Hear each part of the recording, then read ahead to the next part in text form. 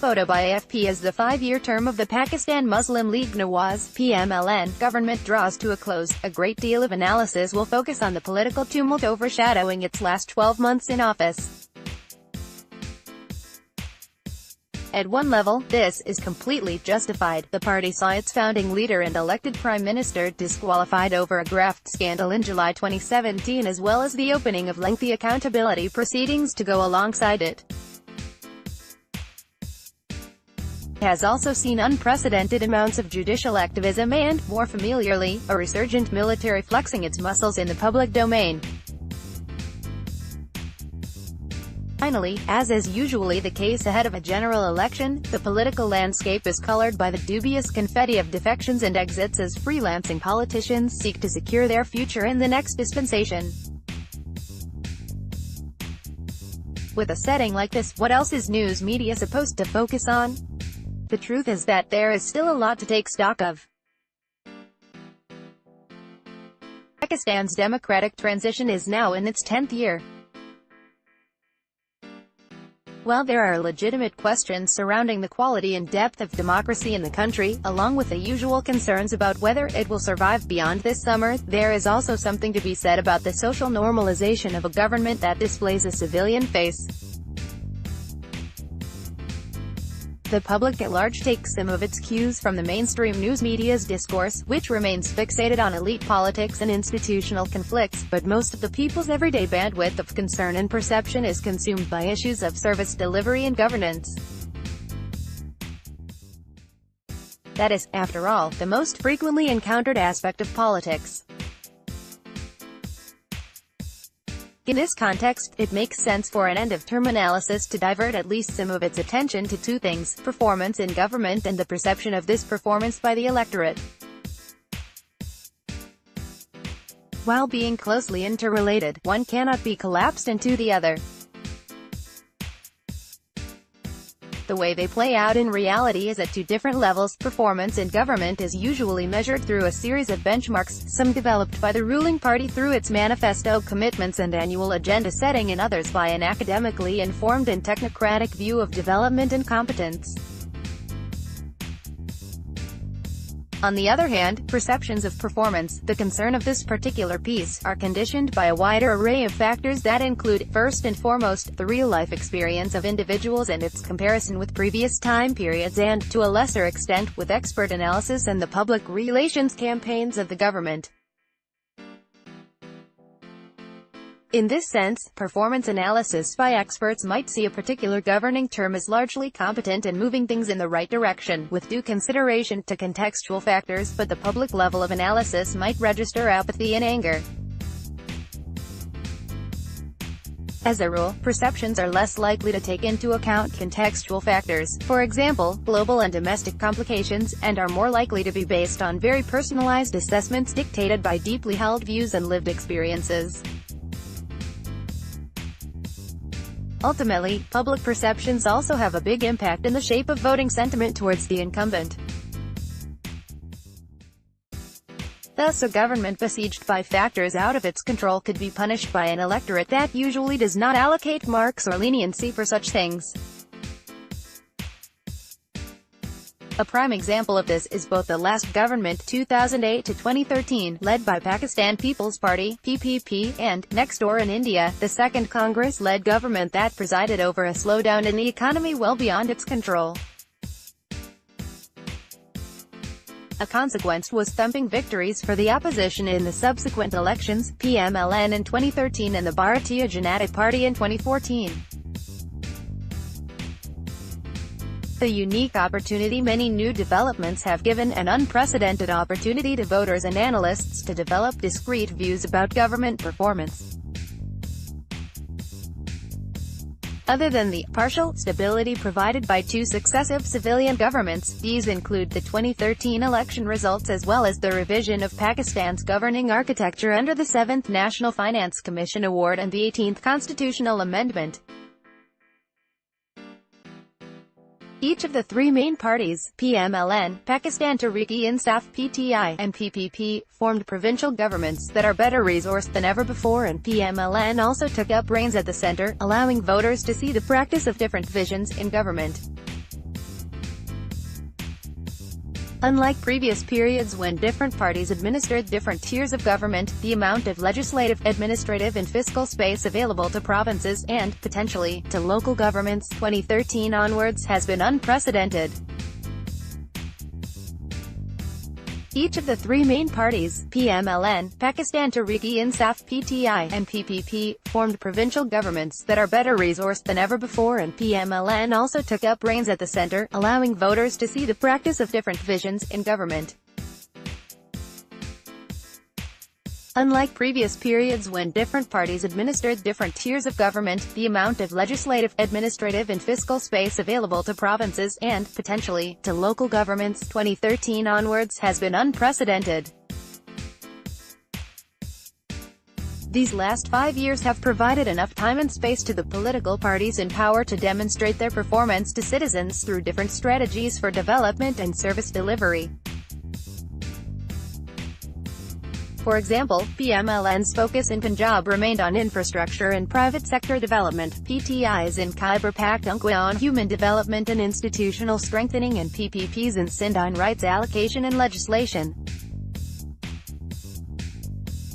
The impact of these development approaches has been experienced by citizens at different levels. This has likely informed the citizens' opinion about the relative performance of elected governments in their respective provinces, as well as of PMLN at the federal, national level. A perception survey in the twilight of a 5-year term may not provide an objective measure of performance, but it will provide insight into how voters evaluate various parties ahead of a general election. This, in turn, is useful from a predictive angle and can also help in introducing a citizen's perspective in the otherwise skewed focus placed on elite machinations by traditional media discourse. This survey, financially and technically supported by the Sustainable Development Policy Institute, an Islamabad-based independent think tank, was carried out in the first 2 weeks of April 2018 in 136 districts and regions across Pakistan. Chosen in accordance with the 2017 census data, the total number of respondents who participated in the survey was 1,497, 849 males and 648 females. They were further divided by locality. 652 respondents were from urban areas and 845 from rural areas. Respondents were also split on the basis of provinces and regions. 794 were from Punjab, 348 from Sindh, 219 from Khyber Pakhtunkhwa, 88 from Baluchistan, 34 from the federally administered tribal areas, FATA, and 14 from Islamabad.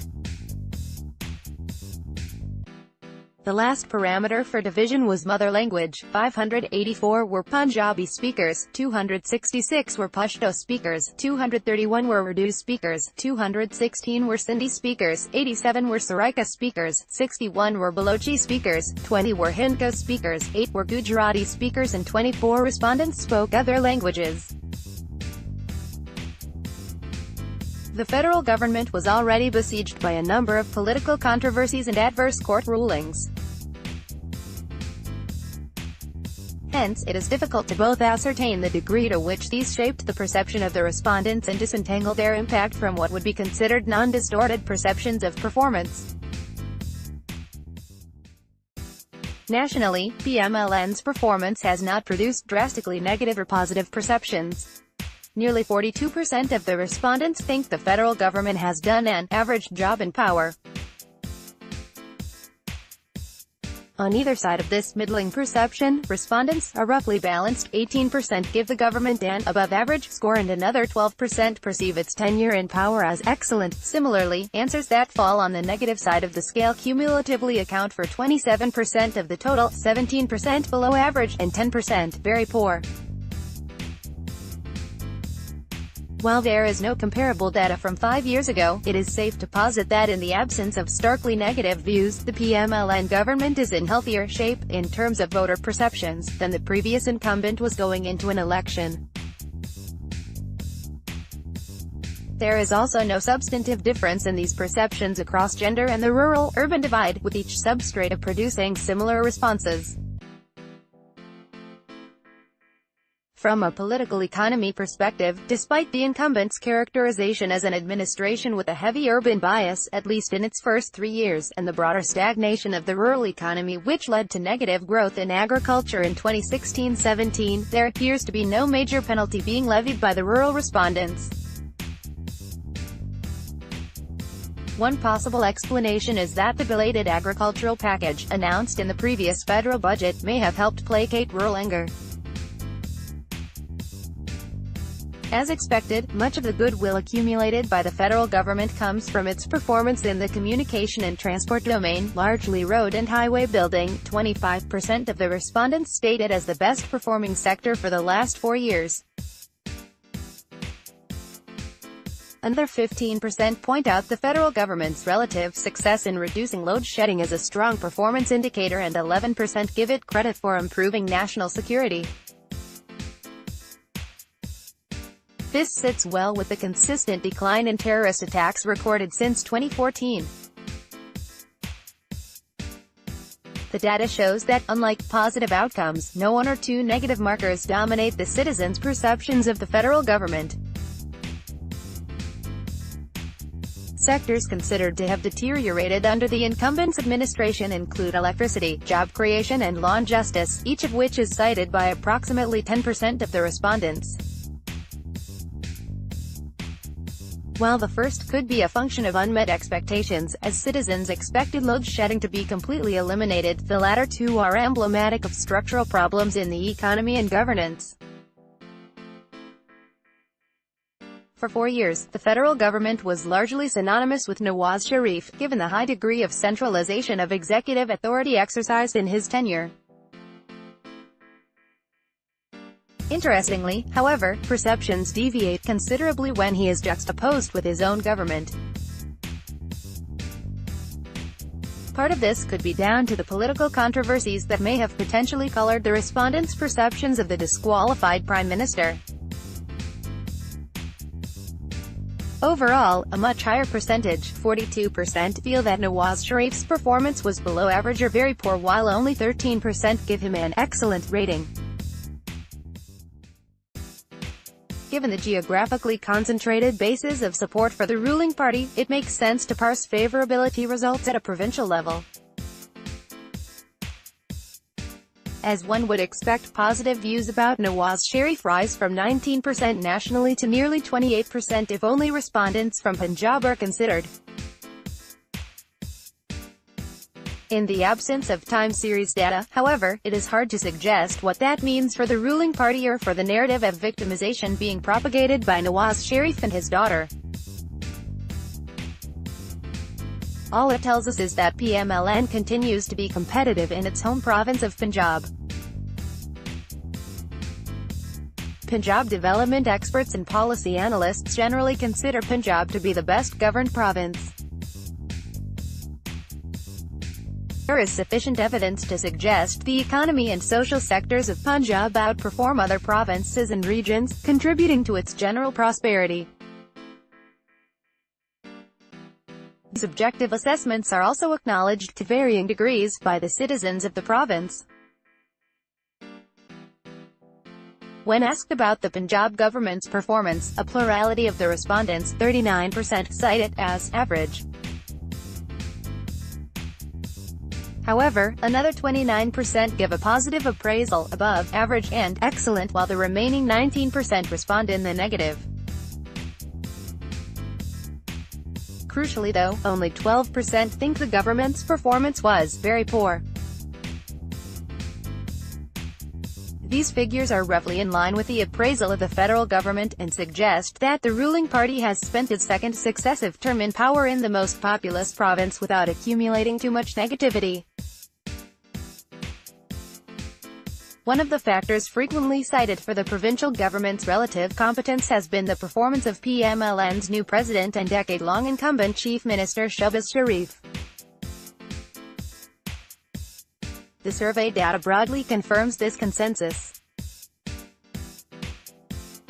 Nearly 47% of the respondents in Punjab give a positive appraisal of the Chief Minister, with 23% stating that his performance has been excellent.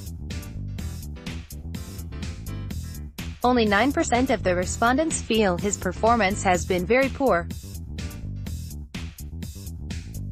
From the point of view of the upcoming election, Shehbaz Sharif's continued popularity and his ability to curtail negative perceptions among voters in Punjab will be key for PMLN. Of further interest here is how his popularity in the province outstrips Nawaz Sharif's in the light of recent scandals. Compared to Shehbaz Sharif, 5% fewer respondents feel Nawaz Sharif's performance in office was excellent, while there is a 12% increase in those who feel his performance was very poor, compared to that of his younger brother. This means that at the moment in Punjab, not only does Nawaz Sharif invoke less goodwill on the basis of his performance, he also polarizes more people in the negative direction. Resultantly, it can be hypothesized that Shehbaz Sharif taking center stage in the party ahead of the 2018 election is likely to keep more voters in PMLN's camp. Where does this positive sentiment for the Punjab government emerge from? As with the federal government, the respondents cite communications and transport 35% and electricity 21% as the two main sectors of competent performance on the part of the provincial government. This also means that there has been some progress on the manifesto commitments made by the ruling party in 2013, as infrastructure development and energy supply were two of its manifesto's central pillars. On the other hand, no dominant area of deterioration has been identified by the respondents. This suggests no glaring source of incompetence or inefficiency in governance. Khyber Pakhtunkhwa PTI's government in Khyber Pakhtunkhwa has attempted to fashion a different development trajectory by focusing on social sector reform and institutional development. Infrastructure projects in the province, with the most prominent being the Peshawar bus rapid transit system currently under construction. This departure from a more tried and tested form of gaining public approval has not yet been interrogated in detail. Going by the perception of Khyber Pakhtunkhwa's residents, the results are not discouraging. As with Punjab in the federal government, a plurality, 42%, have found the performance of the provincial government to be average. On the positive end, 25% perceive it to be above average, while 8% have marked it as excellent. In contrast, 25% register negative views. On their own, the figures may not look impressive. But when seen in the light of volatile electoral history of the province, it seems the voters have responded well enough to the government's overall vision. Going into an election with a reasonable chance of being re-elected has generally been thought of as impossible for incumbents in Khyber Pakhtunkhwa. Thus, PTI has certainly done well to remain electorally competitive. This leaves open the question of attribution. Is the appraisal of the provincial government tied to Chief Minister Pervez Khadik's performance, or has it been perceived as a broader project? The respondents' views about Khadik are evenly distributed, with 31% citing negative perceptions, 31% holding positive views, and the rest falling in the middle. This means that his impact has not been central in shaping overall views about the provincial government's performance, which is in line with the institutionalized model of governance pursued by PTI.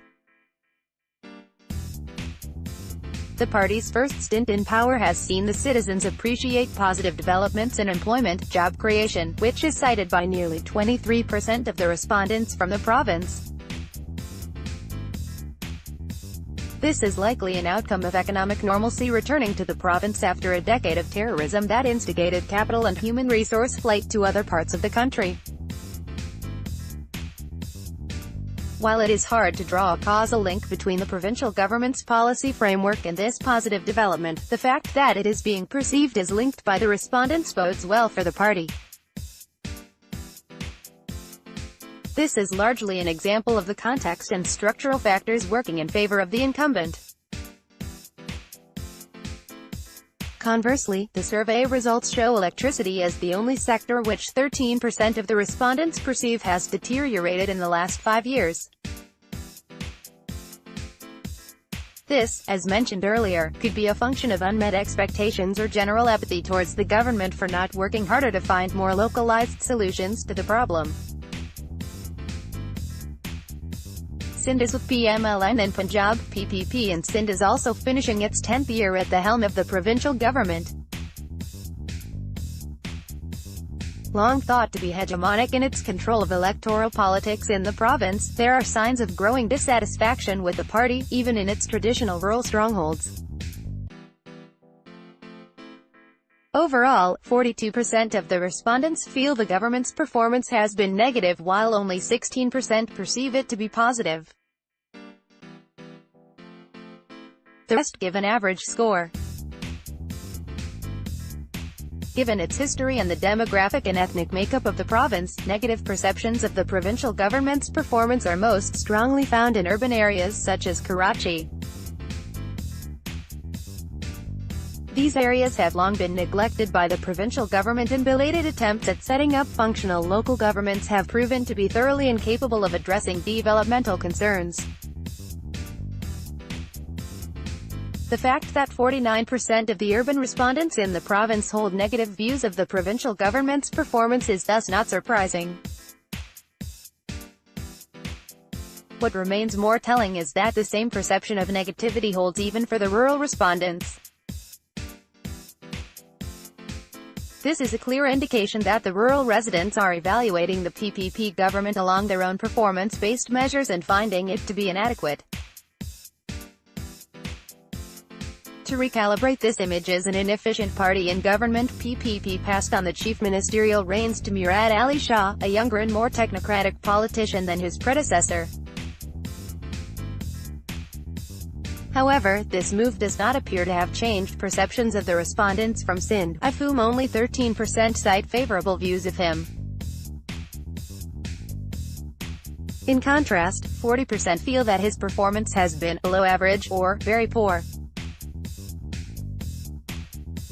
In terms of sectoral improvement, Sindh government has accrued some positive acclaim for improvements in road and transport infrastructure, which is cited by 30% of the respondents as showing progress.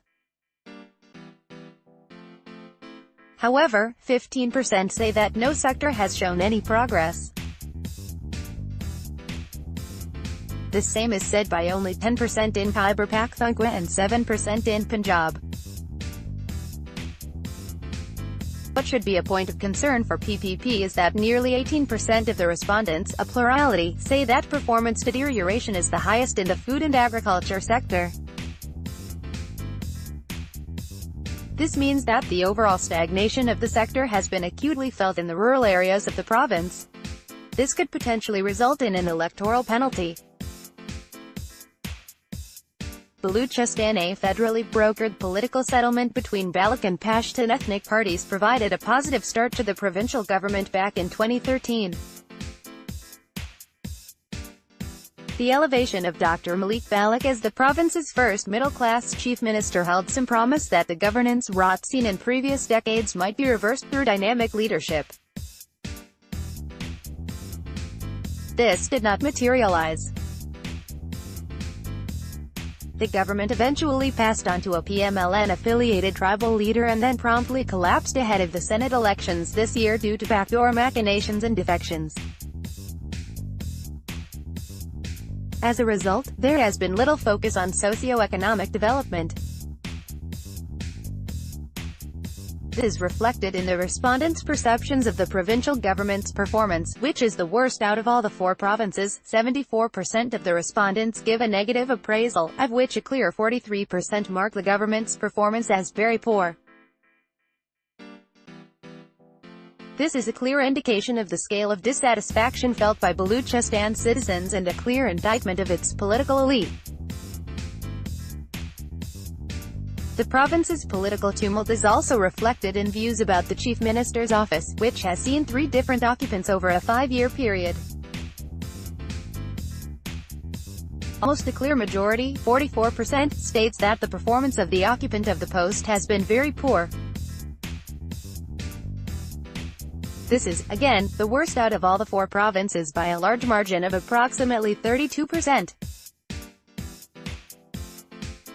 In the absence of more finely grained data, one can reasonably assume that this negative perception is averaged out across all 3 politicians who have held the office since 2013.